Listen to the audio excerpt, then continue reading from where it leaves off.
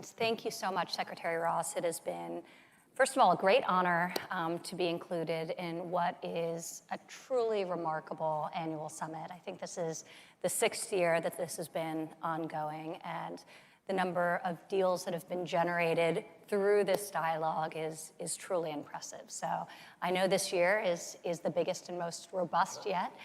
So I applaud you for your leadership on that front.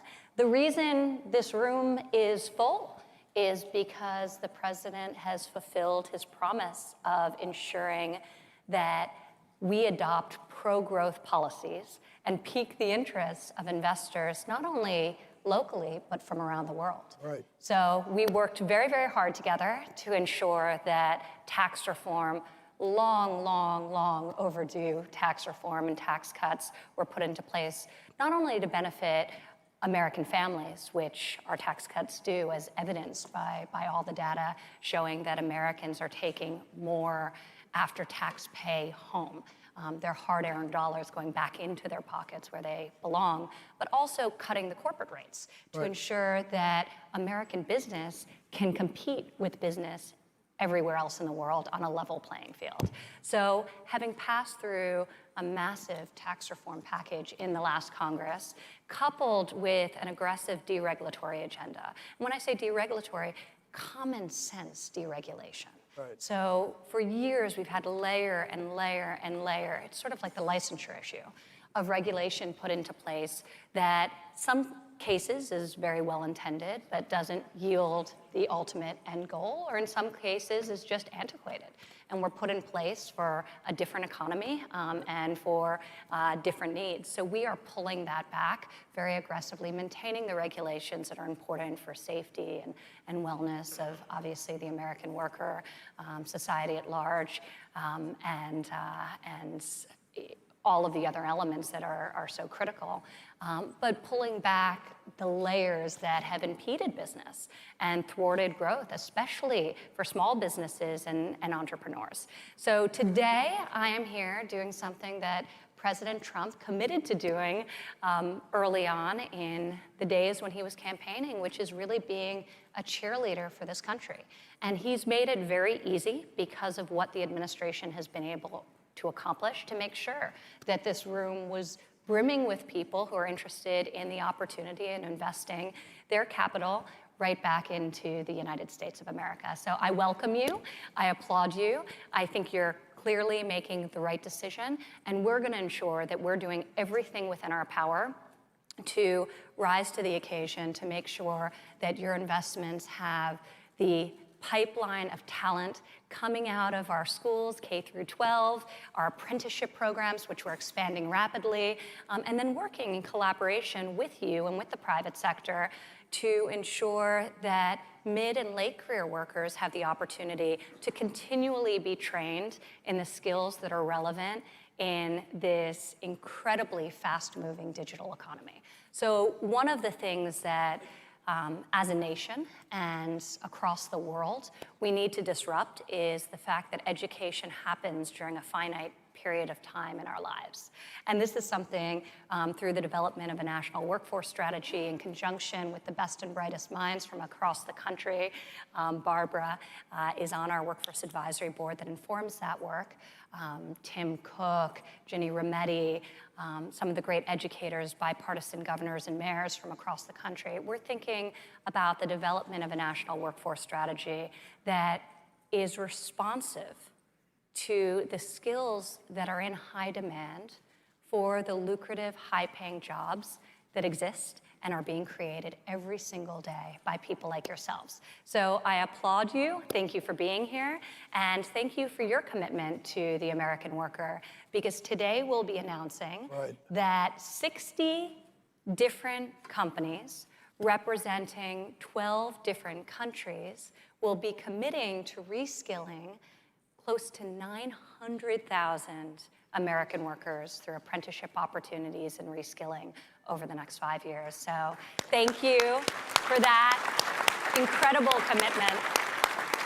And Barbara knows, as a foreign-based company with substantial investments here in the United States, This is not only the right things to do to give back to the communities and the communities from where your workforce has come, and ensure that their skills remain sharp and relevant for the jobs that are being created by your companies, but it's also good business. Right. There is a positive return on investment for this continual investment in what is the best workforce in the world. So thank you for having me here, and thank you all for coming. Thank you. Barbara, what are the biggest challenges and opportunities your company faces in the U.S. labor market? Well, I'll just say, first of all, thank you so much, Secretary Ross and Ivanka, for inviting me to be part of both the American Workforce Policy Advisory Board and to be here today with all of you. A year ago, I began my role as the CEO of Siemens USA, and SelectUSA was one of my very first official duties in my new role. It's been a fantastic year. And when I received the call from Secretary Ross asking for my participation in the board, he said something very, very important, which is, this is a commitment to action. We're going to get things done. And that is absolute music to my ears, and I know music to the ears of business people everywhere. As Ivanka mentioned, tax cuts and basically changing the regulatory landscape so that we have the conditions to advance our businesses, that's incredibly powerful. And so now the greatest challenge we have is also the greatest opportunity. I think with the record low unemployment in the US, businesses are looking in all kinds of new places for the talent they'll need for the future and drawing more people off the sidelines into the workforce. And so we really suffer from, I'll call it a stigma and a myth. The stigma is that manufacturing is that dark and dirty business that, of 50 years ago. And in fact, what's happening today is an absolute revolution, an evolution of manufacturing to bring in new digital tools. But that brings us to the myth, which is that robots are going to take over our jobs. And I know you've been talking about this with some other panelists today. Honestly, the way we view it at Siemens is that technology helps us to elevate the role of the human. Technology helps us expand what's humanly possible. And so what I'm looking forward to is working with others like us, Siemens, here in the US, because as a community, what we're able to do is work collaboratively to draw more people into the workforce and teach them the skills of the future. And just to expand on that for a moment, if I may, Barbara, and I'm glad you brought it up, but technology also enables us to achieve inclusive growth of populations that had previously been marginalized or unable to do certain types of work. So today, I am very proud that in this country, the unemployment rate for Americans with disabilities is the lowest in history. So technology is enabling people to work with heavy machinery, augmented by robotics. So it is just a remarkable thing. And we see this in terms of the numbers. You mentioned people coming off the sidelines. In the fourth quarter of 2018, 73% of the Americans who got jobs came from the sidelines of the economy, not from unemployment. So people are coming back because there are great opportunities. Right. People who had been out of the workforce. Women have been disproportionately benefiting from the Trump economy. 60% plus, actually, of all new jobs created, of the close to 6 million new jobs created since the election, have been secured by women. So it is an incredible moment in time, and it allows, to your point, employers, and it really forces employers to get creative in the way they should be getting creative about how they're hiring, open up the aperture in terms of who they're interviewing, which is something that we've been working very closely in terms of the council. But we wanted the advisory council, we wanted this National Workforce Council to be, as Wilbur said, action-oriented. And I think the fact that we're now sitting up on this stage, having secured close to 10 million new training commitments in less than a year by the private sector to invest in American workers is remarkable, that in and of itself. But additionally, we didn't want this incredible group of individuals to come and give us a report that gets put on a shelf with 30 other reports that look just like it and collects dust. So what we asked the Advisory Council to do for us, in addition to fueling the pledge and encouraging their supply chain and their friends to come along and sign it, is we gave them 4 very specific and tangible items that we wanted them to work on. Sorry. Number 1 is to create a campaign to promote multiple pathways to career success. We know that there are multiple pathways in America. Today, we have the lowest unemployment rate ever recorded of Americans without, with some college, but not a degree, working in the workforce. So incredibly low unemployment rates. And we know that there are many pathways to achieving career success outside of a 4-year college route. They just haven't been prioritized in the same way. So we love our university ecosystem. I would argue, easily, that it is the best in the world. But it is not the right path for everyone. So exposing people to the different opportunities in the skills trade that is high-tech work that doesn't require a 4-year college degree. The second is ensuring data transparency, and that each employer knows when they say, each job seeker knows what skills are required to fill the job vacancies, the 7.5 million job vacancies that exist, and each employer knows where potential workforce is, so that there's a better match in terms of the data that is being generated by the private sector and the US government to enable a transparency that benefits all.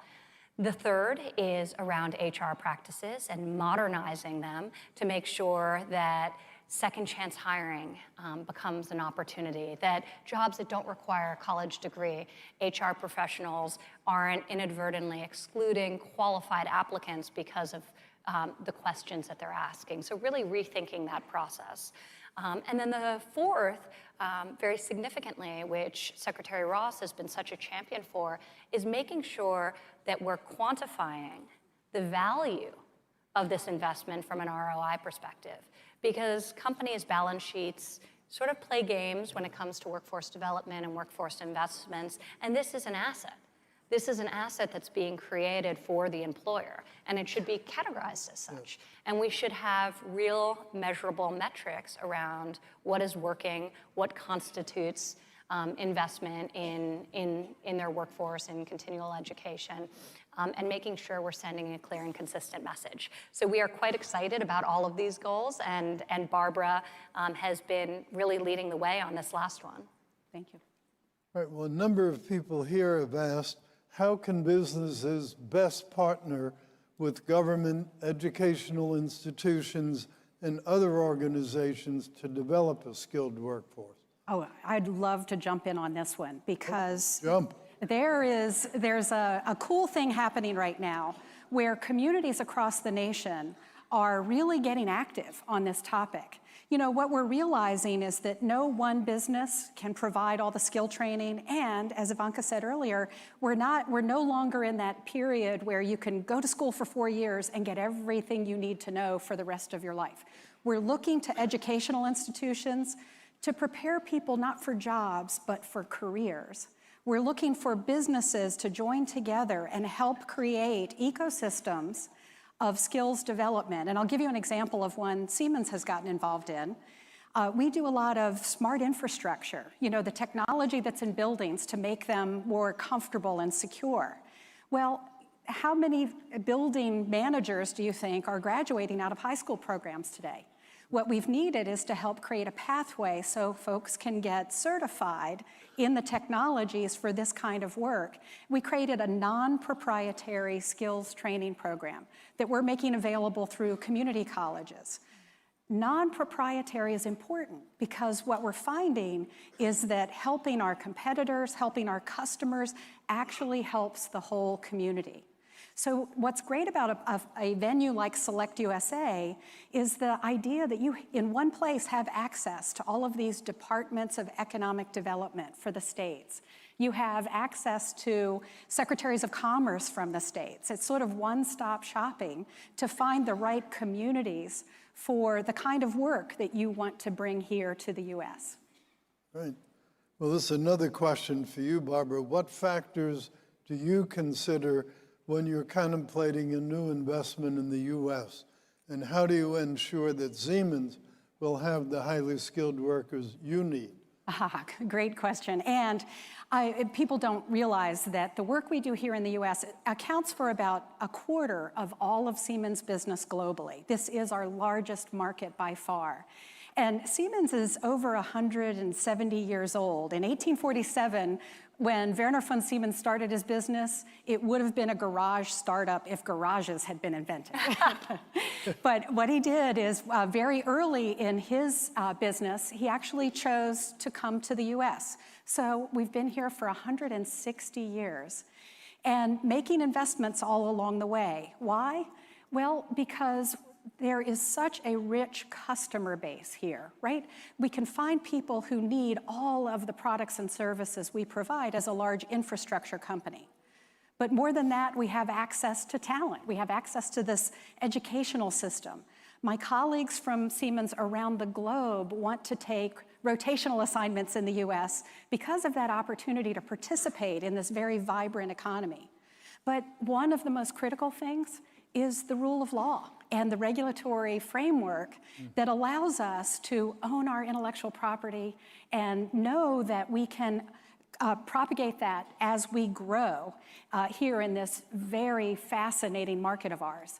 And actually, one of the things I want to share is, in addition to all of that, is the idea of a rich research and development community. Our university system actually brings many of the best and brightest from around the world into contact with us so that we can do joint collaborative development. And what we've started doing as Siemens over the last few years is then building out, making investments in a business ecosystem. I've had colleagues at Siemens have a fantastic idea, spin that out into a small business in which Siemens ourselves invested because we think this is something that's going to not only disrupt us, but advance us. So the small business ecosystem that exists here in the US is incredibly powerful. We've figured out that based on the work that Siemens does around the world, we account for job creation of about 800,000 Americans. Think about that. So yes, it's more than the 50,000 Siemens employees. It's the work we do for others on behalf of the corporation. Well, that's great. Well, do either of you have any closing thoughts? Because I'm afraid we're running out of time, and I know there are a million topics to be discussed. Well, Ivanka, do you have a closing statement? Well, I think everyone's here because we've at very least piqued your interest in the opportunity to invest in the United States, if you haven't done so already. But we would encourage exactly this action for all of the reasons that we've mentioned. There's no better place to exist today and tomorrow than in the United States of America. And we'll ensure, working in partnership with each of you and with American educational institutions, whether they be community colleges, our four-year universities, and plus, to make sure you have the workforce that you need and to make sure that the American workforce continues to be the best and the brightest anywhere in the world.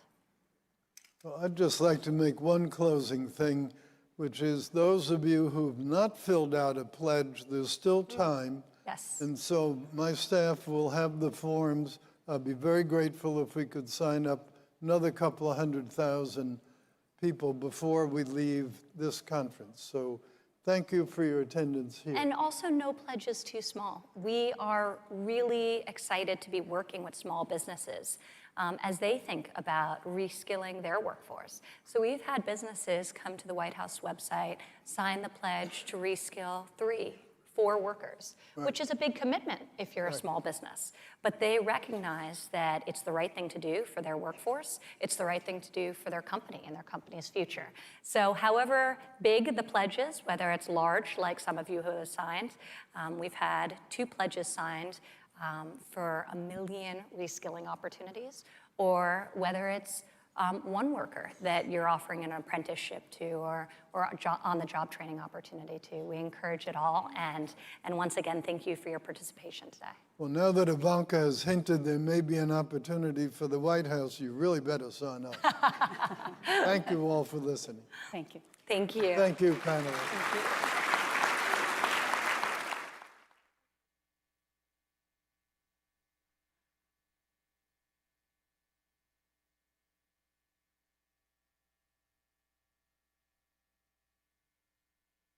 We're over here at the Idaho booth. We're proud to announce and to welcome a new Taiwan-based company to Idaho.